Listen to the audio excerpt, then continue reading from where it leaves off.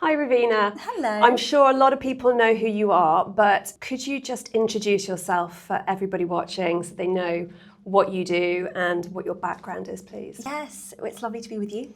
I'm Ravina, I'm a women's health GP, I'm the founder of The One, and one of my favourite things to do is educate women on fertility information. Perfect. And as people who know me know, my background is as an embryologist, and now I have been up and running as a fertility nutritionist for 4 years. We've met together through The One, which is absolutely fantastic. And I just wanted to have a chat with you today to get your opinion on the experience that your patients are going through when they come to you, because I know what my clients say to me when I start working with them. And I just wondered, when someone comes to you, what kind of state would you say that they are when they reach you in terms of their fertility? Yeah, it's a really good question. Honestly, I think in this day and age, our patients are very overwhelmed when it comes to fertility. They're already doing so much for themselves. They're doing all the reading. They are trying their best with their diet and their lifestyle. They're already, asking friends who've perhaps been through the process. I think they've done a lot of research for themselves and they have come to us and they're now wondering, what more can I do? Why am I not pregnant yet? I've been trying for 6 months. I've been trying for 12 months. Like, I'm doing everything right. And they are feeling there's perhaps information overload. They're thinking they're doing everything right, but they're not sure if what's going to get them pregnant. Yeah, definitely. That's what I see with clients as well. How does that show in the patients themselves when they come to you, in their sort of emotions? How is that playing out for them? Yeah, I think fertility is so emotionally and physically draining. Emotionally, some people keep it to themselves and they haven't really opened up to anyone. So the first time they see us, it's just everything comes out. They've been bottling it in.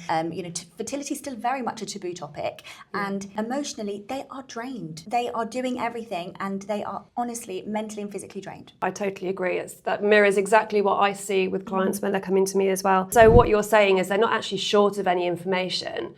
No. Is it just that they don't know which way to go? Yeah, absolutely. They've Googled everything. They've used ChatGPT. They're on TikTok and looking at how do you know if you're pregnant or ways to get pregnant. And they're getting all of this information from all these different places. And it's information overload. Yeah. They don't know what's true, what's false, what's the myth, what's fact, what's science-backed, what's not. And they're finding that they get all this information coming in, but what do you do with that information? What direction do you go to? What blood tests do you need? What scans do you need? What's actually going to help that process feel a little bit more simple? Yeah. And I think in things like fertility forums as well, someone might post, well, I took these supplements and these are what got me pregnant. And so that person who's reading that post then thinks, okay, I will do exactly the same thing. But what a lot of people don't understand is that supplementation can be very personalized as well. Supplements can interact with any medications that you're on, any health conditions that you have. And what works for one person might not necessarily work for a different person if they have different issues going on. So when someone has got all that information but they're still not sure where to go, what do you think they are missing at that point? So I find women have done online consultations, they've done home blood tests, they have got lots of data points, they're tracking their cycles. I feel they need a plan with all this data that they're getting. They have got every cycle tracking app on their phone, they've checked their AMH online, and they're like, okay, I've got all this information, but I don't know what to do with it. And I think what we need is a clear plan for them. Yeah, that makes complete sense. And I think when people are focusing on all these different areas, I know going back to sort of my career as an embryologist, when we were just dealing with the eggs, the embryos, the sperm in the lab, without really thinking too much about the stage that comes before, and it's that 3-month window of preparation then delivers those egg, sperm, embryos, and their quality has already been dictated by what's gone on in that window. And I think when people are trying to focus on their supplements, their diet, their exercise, their toxins, all these different things, and they're treating them as so many different jobs without realizing that they are all actually working towards that one environment of where the egg, say, is growing in the follicle. So when you talk to patients about the bigger picture and sort of putting all those things together, how do you feel that sort of lands with people about, if you were to say maybe let's focus on this rather than everything, what do people respond with? I'm a big believer in less is more, and when people are focusing on 2 or 3 things to optimize their lifestyle and their nutrition, it actually carries a longer way because they're consistent with a routine. When you're balancing 10 different things, your microplastics, your endocrine disruptors, your diet, your sleep, your nutrition, it is just completely overwhelming. So just start small. Just do one thing right in terms of really fix your sleep pattern. Go to sleep at the same time, have a good amount of sleep.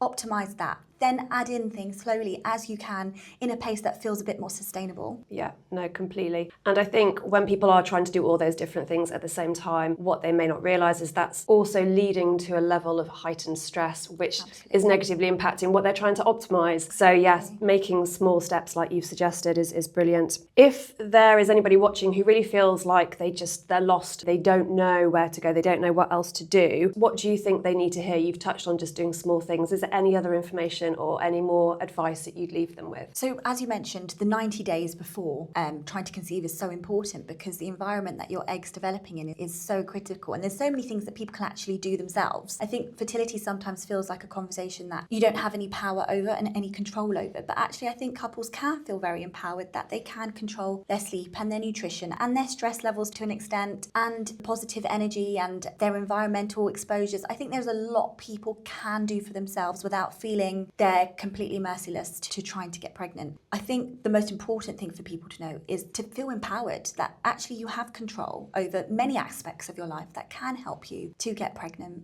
Yeah, definitely. And that it also appropriate for the male. It's not just a female that we're talking about here as well. That influence on male health, male fertility, and the quality of the sperm too. Yeah, I always say in my consultations, bring your partner. So, some people are single parents, or you should always allow the option that there should always be two people that are coming, because it's not a one-person problem. It's not a female problem. It needs to be tackled as a partnership. Yeah. Fantastic. Well, thank you so much for speaking with me and for sharing your expert advice. I look forward to doing more collaborations with you in the future. Thank you. Absolutely loved it.